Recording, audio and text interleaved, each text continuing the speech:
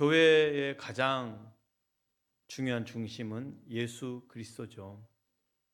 예수 그리스도가 제일 중요합니다. 우리 신앙의 연수가 많아질수록 누굴 더 많이 알아야 되겠습니까? 예수님이죠. 예수님을 더 많이 알아가고 사랑하고 닮아가는 것. 누구를 닮아가는 것이요? 예수님을 닮아가는 것. 우리 신앙에서 가장 중요합니다. 우리가 인격을 잘 다듬어서 다른 사람에게 존경받고 훌륭한 사람으로 인정받고 도덕적으로 야 대단한 사람이야 그렇게 높임받는 것이 중요한 게 아닙니다. 우리 인생은 허울많은 우리가 주님을 사랑하다 보니 그분을 닮아가는 복과 그 영광이 주어졌다는 것이 더 중요하죠. 나 같은 것이 어떻게 주님을 닮아갈 수 있도록 이렇게 만들어 주셨을까? 주님을 닮아가는 것, 이게 우리 인생의 가장 중요한 거죠. 그렇기 때문에 주를 아는 지식을 잘하는 것이 우리에게 정말 중요한 거죠. 교회 생활 익숙해졌다고 해서 신앙이 잘 자라는 게 아니에요. 신앙의 핵심은 예수를 아는 지식에 있어요. 지난주 말씀 속량에 대한 부분이 있죠. 하나님 우리 죄를 위해 사신 일, 아들 안에서 속량 곧 죄사함을 우리에게 주셨습니다. 거룩하신 하나님이 죄 아래 태어난 우리를 아들을 통해 십자가의 피로 값을 지불하신 거죠. 예수님을 통한 구원입니다. 그렇다면 오늘 말씀은 예수님이 어떤 분이시길래 십자가에 달려 돌아가심으로 우리의 과거와 현재와 미래의 죄를 다 속량할 수 있는가? 첫째로 예수님은 어떤 분이라고 고백하고 있습니까? 예수님은 보이지 않는 하나님의 형상이시라네요. 골로새서 1장 15절 말씀을 우리 함께 봉독해 볼까요? 시작. 그는 보이지 아니하는 하나님의 형상이시요 모든 피조물보다 먼저 나신 이시니. 그는 보이지 않는 하나님의 형상이시요.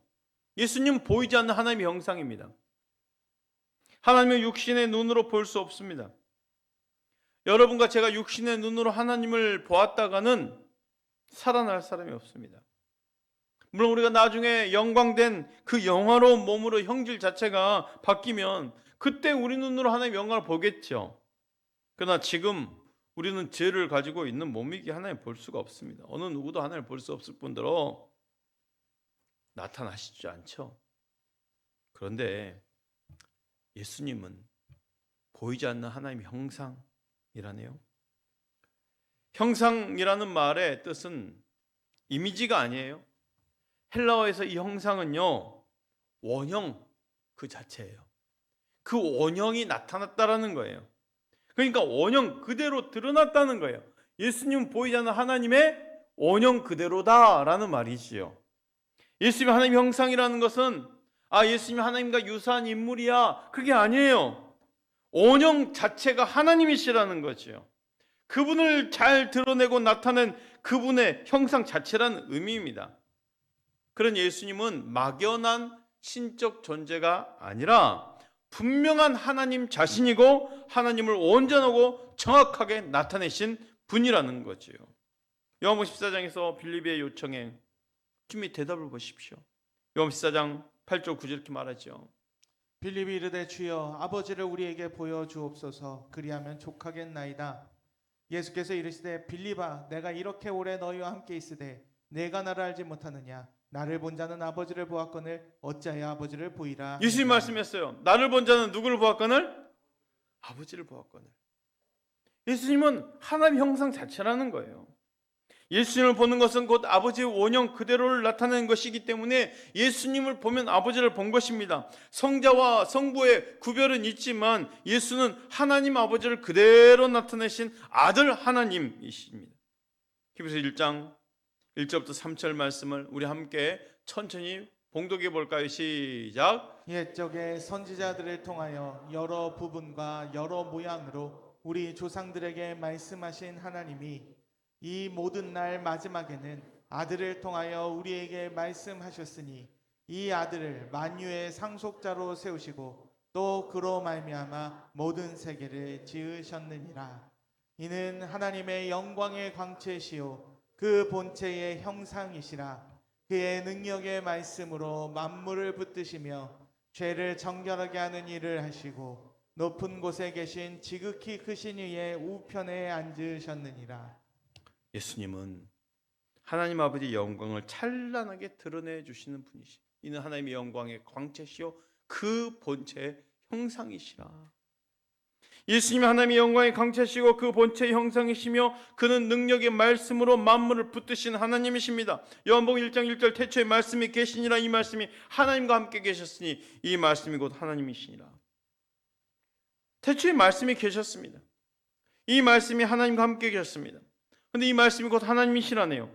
분명히 구별되는데 이 말씀과 하나님이 한 분 하나님이셨다는 거예요. 성경은 예수님을 신성과 영광과 존귀와 권능에 있어서 하나님보다 조금 밑에 있는 분이라 말하지 않아요. 아버지와 똑같은 아들로서 하나님 형상이라고 말하고 있어요.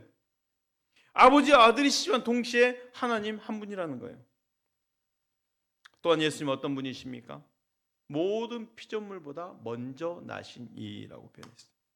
15절 함께 봉독합시다. 시작. 그는 보이지 아니하는 하나님의 형상이시요 모든 피조물보다 먼저 나신 이시니. 자, 모든 피조물보다 먼저 나신 이시니라고 분명히 말하고 있어요. 모든 피조물보다 먼저 나신 이라고 하니까 사람들이 헷갈려하는 거예요. 먼저라는 개념이 시간적으로나 신분적으로나 제일 먼저 앞부분이라는 뜻이 아니에요. 피조물 중에 제일 먼저 피조되셨다라는 뜻도 아니에요. 피조물이 있기 전에 계셨다라는 뜻이에요. 피조된 게 아니라는 거죠. 피조물이 생긴 순간보다 먼저 그분이 계셨다라는 거예요. 다르게 표현하면 그분은 피조체 곧 창조되신 분이 아니라는 겁니다. 창조된 분이 아니라 모든 만물보다 먼저 계신 분, 창조된 분이 아니라 아버지로부터 나신 분, 아버지 하나님과 똑같은 분, 천지 만물이 창조되기 전에 존재하신 분이라고 성경은 우리에게 말씀하고 있어요. 우리가 믿는 예수님은 먼저 존재하신 스스로 계신 하나님이심을 믿으시길 바랍니다. 그렇다고 하나님이 그 예수님 하나님이신 예수님이 어떤 일을 하셨어요? 천지와 만물을 창조하셨네요. 골로새 1장 16절 말씀 함께 봉독할까요? 시작. 만물이 그에게서 창조되되 하늘과 땅에서 보이는 것들과 보이지 않는 것들과 혹은 왕권들이나 주권들이나 통치자들이나 권세들이나 만물이 다 그로 말미암고 그를 위하여 창조되었고. 만물이 다 그로 말미암고 그를 위하여 창조되었고. 우리 예수님은 만물을 창조하신 분이에요. 먼저 계신 그분이 만물을 창조하셨네요. 이거 성경이 말하는 예수님의 모습입니다.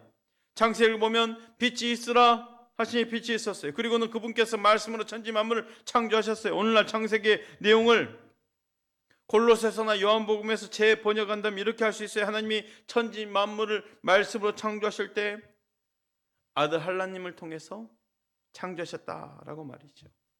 에베소 1장을 보면 성부, 성자, 성령, 삼위 하나님이 우리를 구원하시기 위해서 동역하는 대목이 나옵니다. 성부 하나님 만세 전부터 우리를 하늘에 속한 모든 신령한 복으로 복 주시기를 결심하셨어요.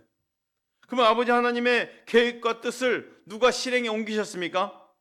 아들, 성자 하나님께서 속량, 곧 죄사함으로 아버지 하나님의 뜻과 계획을 실행시키셨네요. 이렇게 실행한 아들을 하나님의 귀한 사역을 성령 하나님께서 우리 각자의 삶 속에 적용시켜 주시는 거예요. 바로 삼위일체 하나님의 동역하는 모습이죠. 천지 창조를 통해서 삼위 하나님의 동역하는 모습이 보이죠. 창세기 1장 1절 태초에 하나님 천지를 창조하시니라 한 다음 나오는 말씀 2절 땅이 혼돈하고 공허하며 흑암이 깊음 위에 있고 하나님의 영은 수면 위에 운행하시니라. 하나님의 영이 성령께서 물 위로 왔다 갔다 하는 느낌을 주죠. 그런데 히브리 성경에서는 하나님의 영은 하나님 아버지 창조하신 하늘과 땅을 마치 닭이 알을 품듯이 가슴에 품고 있던 의미. 제가 일전에도 말씀드렸죠. 수면 위를 운행하신다라는 뜻은 닭이 알을 품듯이 품었다라는 거예요. 하나님이 이 천지 만물을 품고 계셨다는 거예요. 성령님 통해서. 이렇게 창세기 1장에 성부 하나님과 성령 하나님이 동역하셨는데 그럼 성자 하나님은 어디 계십니까? 바로 말씀으로 천지를 창조하실 때 이를 실행하신 분이 성자 하나님이셔요.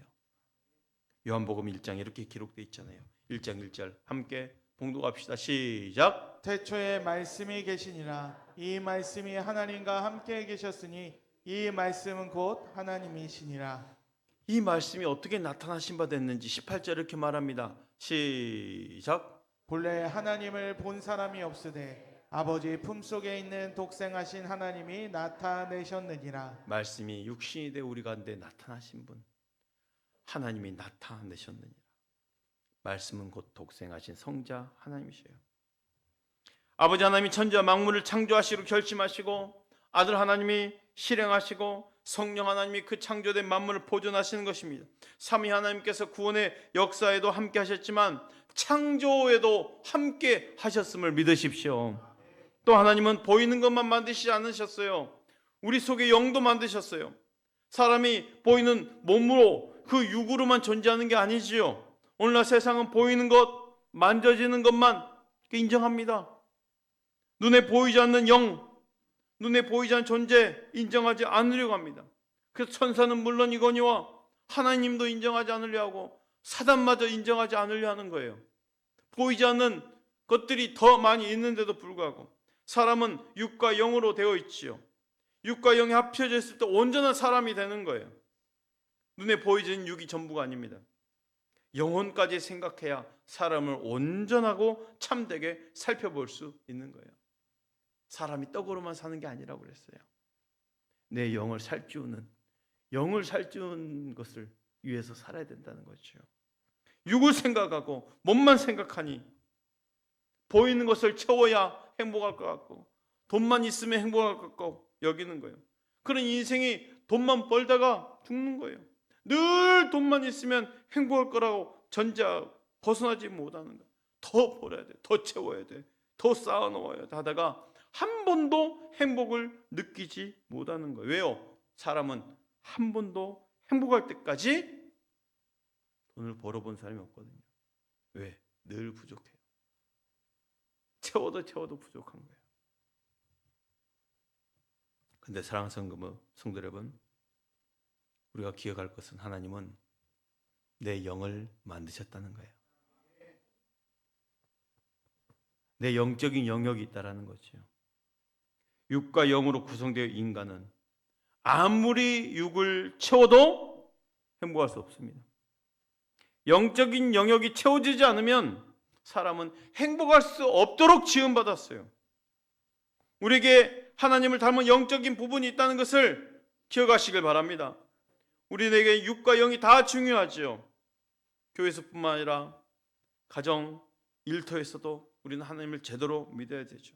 모든 영역에 육과 영이 건강하게 균형 잡힌 삶을 살아낼 수 있기를 축복합니다. 주님께서는 보이는 것뿐만 아니라 보이지 않는 것을 다 지으셨다는 거예요. 지으셨을 뿐만 아니라 지으신 만물이 그 안에 함께 섰어요. 17절 이렇게 말하고 있죠. 함께 봉독할까요? 시작. 또한 그가 만물보다 먼저 계시고 만물이 그 안에 함께 섰느니라. 만물이 그 안에 함께 섰느니라. 만물이 그 안에 함께 서 있어요. 함께 섰다란 말은 만물이 유지될 수 있도록 붙들어냈다라는 거예요. 만물이 예수 안에서 유지될 수 있도록 붙들림을 받고 있다라는 의미입니다. 주님이 이 세상 만물을 딱 붙들고 있어서 그 모양과 질서가 깨지지 않도록 유지된다는 것입니다. 성경이 말하는 예수는 구세주일 뿐만 아니라 창조주이시고 창조주이실 뿐만 아니라 다스리고 섭리하시는 통치자이심을 믿으시기 바랍니다. 우리 학생들 나와 있는데 잘 들어보세요. 별과 별 사이가 적절한 거리를 유지하면서 한 치 오차 흔들림 없이 이 간격을 유지하고 붙들고 계신 분이 누구시라는 거예요? 하나님이세요. 성자 예수님이세요. 별들의 거리가 적절하게 잘 유지되는 것도 예수님이 알맞은 곳에 별들을 두셨기 때문이에요. 땅과 바다의 선이 적절하게 그어 놓으셔서 바닷물의 경계가 넘어오지 않죠. 육지로 하셨어요. 붙들고 계셨어요. 만물이 그대로 섰느니라고 그랬잖아요. 태양과 지구의 사이가 조금만 가까워도 지구는 어떻게 될까요? 타버립니다. 태양과 지구의 거리가 조금만 멀어지면 어떻게 될까요? 다 얼어 죽습니다. 하나님 그렇게 거리를 두셨어요. 적절하게. 달과 지구의 거리도 마찬가지입니다. 조금만 가까워도 바다가 땅에서 물러가 버리고 조금만 멀어지면 다 물이 덮쳐버립니다. 얼마나 오묘합니까? 예수님께서 이 세상 만물의 위치와 자리를 적절하게 지정해 주시고 만물의 질서가 깨지지 않도록 생태계를 계속 붙들고 유지하고 계신 거예요. 그러니 역사는 능력과 권세가 있는 사람들의 손에 있다고 생각하지만 아닙니다. 역사는 누구의 손에 달려 있습니까? 하나님 손에 달려 있어요. 요즘 단종 유배지 영월에 사람들이 그렇게 몰린대요. 세조에게 댓글을 악플을 단대요. 네가 감히. 역사가 권세 있는 사람 때문에 그렇게 움직여진다 하게도요. 아닙니다. 진짜 역사의 주권자는 예수님이셔요. 하나님이셔요. 주님 손에 달려 있습니다. 사람이 죽고 사는 것, 앉고 일어서는 것 모두 다 주님 손에 달려 있음을 믿으시기 바랍니다. 내가 원한다고 다 가질 수 있는 것이 아니죠.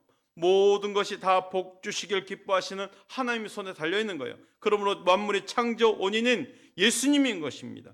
골로새 1장 16절을 우리 다 같이 봉독해 볼까요? 다시 한번 시작. 만물이 그에게서 창조되되 하늘과 땅에서 보이는 것들과 보이지 않는 것들과 혹은 왕권들이나 주권들이나 통치자들이나 권세들이나 만물이 다 그로 말미암고 그를 위하여 창조되었고. 모든 피조체의 목적이 다 주님이셔요. 예수님은 모든 삶의 목적이십니다. 하나님 우리를 부르신 목적, 우리의 존재의 목적, 곧 예수를 드러내며 사는 것. 이 자리에 계신 우리 성도님들, 올라온 가운데 또 병중에서나 또 거리가 멀어서 부득불 영상으로 예배하시는 우리 성도님들, 다시 한번 말씀드립니다. 우리의 존재 목적은 예수님을 드러내며 사는 것입니다. 윤리, 도덕적으로 세상 사람들의 감동을 주면서 훌륭한 사람으로 평가받는 것이 목적이 아니라 우리의 목적은 예수를 예수답게 드러내는 것. 오늘도 믿음으로 살아가는 삶에 주의 복되고 영화로운 은혜가 더욱 분명해질 수 있기를 축복합니다.